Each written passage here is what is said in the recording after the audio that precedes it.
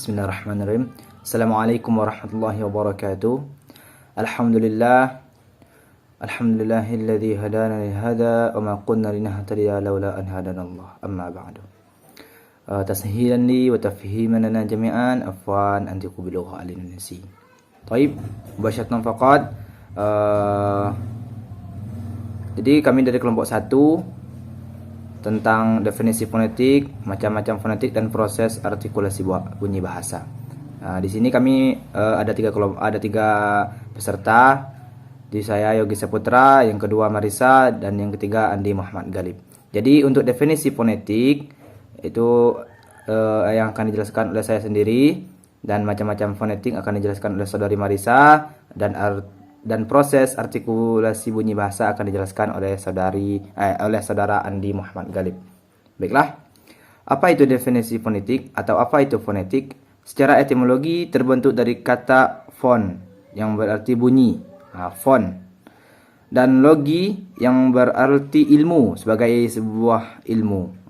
Jadi fonetik itu adalah sebagai sebuah ilmu. Jadi fonologi lazim diartikan sebagai bagian paling dasar dalam hierarki kajian linguistik yang mempelajari, membahas, membicarakan, dan menganalisis bunyi-bunyi bahasa yang diproduksi oleh alat-alat ucap manusia. Jadi fonetik itu adalah ilmu dasar untuk membahas tentang alat-alat ucap manusia.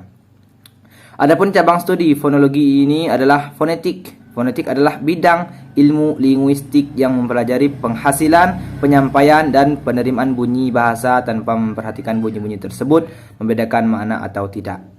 Jadi ada fonologi dan ada fonetik. Kalau fonologi itu dah dasar untuk yang membahas, membicarakan, dan menganalisis bunyi-bunyi bahasa yang diproduksi oleh alat-alat ucap manusia. Jadi sebelum tercapai atau terdengarnya bunyi, itu ada proses dulu, proses membicarakan, menganalisis, memproduksi alat-alat ucap manusia. Itu adalah fonologi. Adapun yang kita bahas sekarang adalah fonetik, bidang ilmu linguistik yang mempelajari penghasilan, yaitu hasil bunyi dari apa yang kita ucap tadi.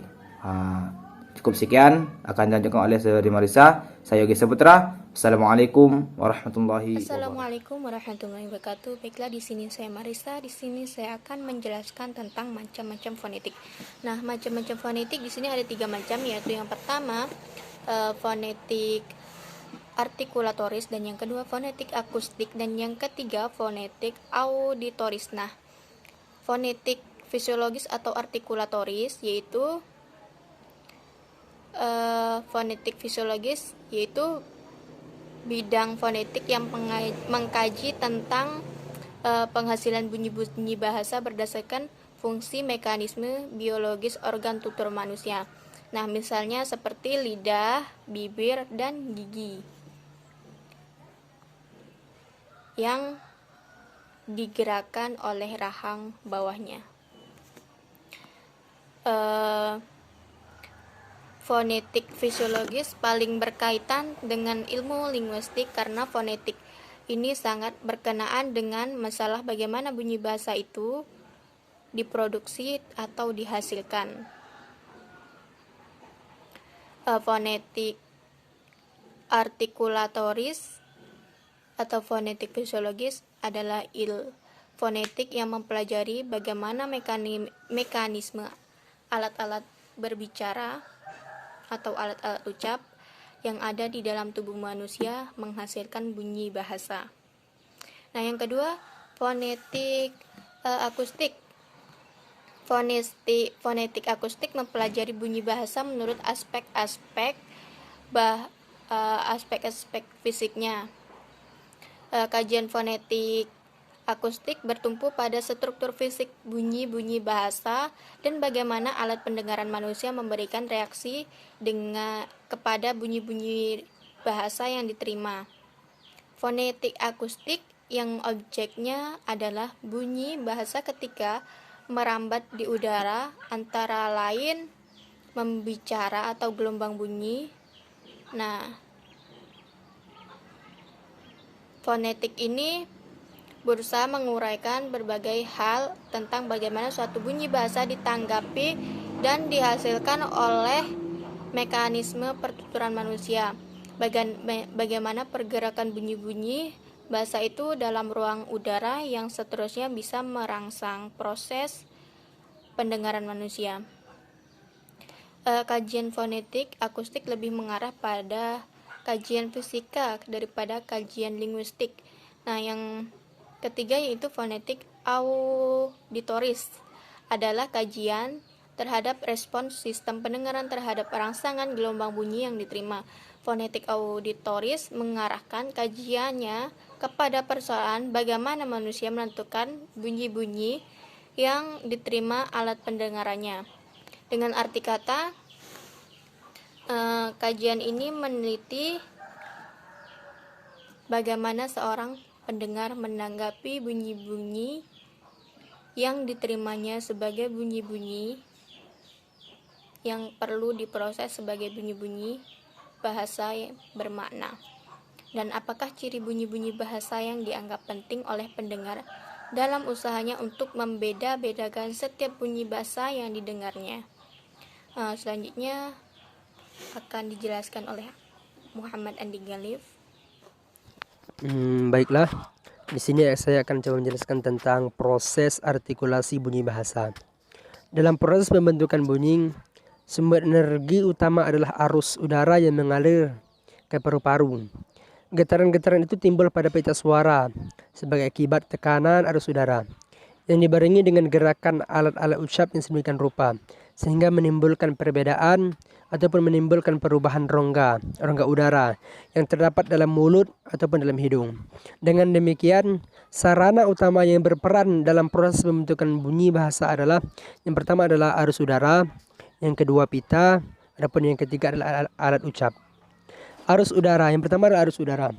Arus udara yang menjadi sumber energi utama pembentukan bunyi bahasa merupakan hasil kerja alat atau organ tubuh yang dikendalikan oleh otot-otot tertentu atas perintah saraf-saraf otak. Dengan demikian, arus udara diciptakan atas perintah saraf-saraf otak tertentu. Apakah arus udara menuju keluar dari paru-paru ataupun menuju ke dalam ke paru-paru. Yang kedua adalah pita suara. Pita suara merupakan sumber bunyi. Ia bergetar atau digetarkan oleh udara yang keluar atau masuk paru-paru. Pita suara terletak dalam kerongkongan atau disebut dengan larynx dalam posisi mendapar dari muka atau disebut dengan anterior, dan ke dalam atau disebut dengan posterior. Terus, bergetarnya pita suara dengan cara membuka dan menutup. Lubang pada saat pita suara itu membuka disebut glotis. Membukanya dari muka menuju ke belakang. Kadang-kadang membukanya tidak sampai ke belakang betul. Menutupnya pun melalui dari muka. Selain dari getaran penuh dari muka ke belakang, ada getaran kecil yang panjangnya setengah, seperempat, dan seterusnya dari panjang pita suara, dan bergetar secara serempak satu kali membuka ataupun menutupnya. Pita suara disebut atau satu gelombang, disebut dengan satu gelombang. Terus yang ketiga, alat ucap. Organ-organ tubuh yang dipergunakan sebagai alat ucap dapat dibagi menjadi 3 komponen, yaitu yang pertama komponen supraglotal, yang kedua komponen laring, yang ketiga komponen subglotal. Yang pertama adapun komponen supraglotal. Komponen supraglotal adalah alat-alat ucap yang berada di dalam rongga mulut dan rongga hidung, baik yang menjadi artikulator aktif maupun yang menjadi artikulator pasif. Komponen supraglotal terdiri dari 3 rongga yang berfungsi sebagai lubang resonansi dan pembentukan bunyi, yaitu rongga kerongkongan disebut dengan faring, rongga hidung, dan yang ketiga adalah rongga mulut. Rongga kerongkongan yang terletak di atas laring merupakan tabung, dan di bagian atasnya bercabang 2 yang berwujud rongga mulut dan rongga hidung. Peranan rongga kerongkongan yaitu sebagai tabung udara yang akan bergetar apabila pita suara menimbulkan getaran pada arus udara yang lewat dari paru-paru. Volume rongga kerongkongan dapat diperkecil dengan menaikkan laring, dengan mengangkat ujung langit-langit lunak sehingga hubungan dengan rongga hidung tertutup, dan dengan menarik belakang lidah ke arah dinding faring. Terus yang kedua adalah komponen laring. Komponen laring merupakan kotak yang terbentuk dari tulang rawan yang berbentuk lingkaran. Di dalamnya terdapat pita suara. Laring berfungsi sebagai clef yang mengatur arus udara antara paru-paru, mulut dan hidung. Pita suara dengan kelenturannya bisa membuka dan menutup, sehingga bisa memisahkan dan sekaligus bisa menghubungkan antara udara yang ada pada paru-paru dan yang ada pada mulut dan hidung.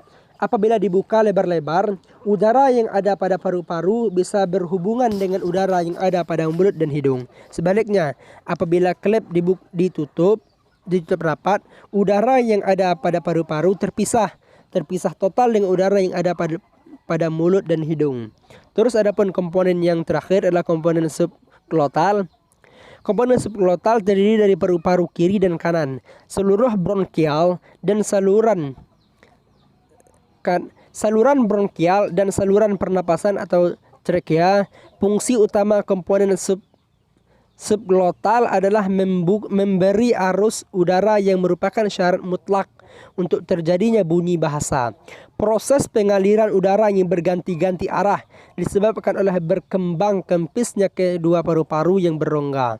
Proses tersebut berjalan secara teratur oleh kinerja otot-otot yang terdapat dalam paru-paru, otot-otot perut, dan rongga dada. Proses ini tidak mengganggu kegiatan berbicara, bahkan menjadi syarat utama pembentukan bunyi bahasa. Mungkin inilah, syukron.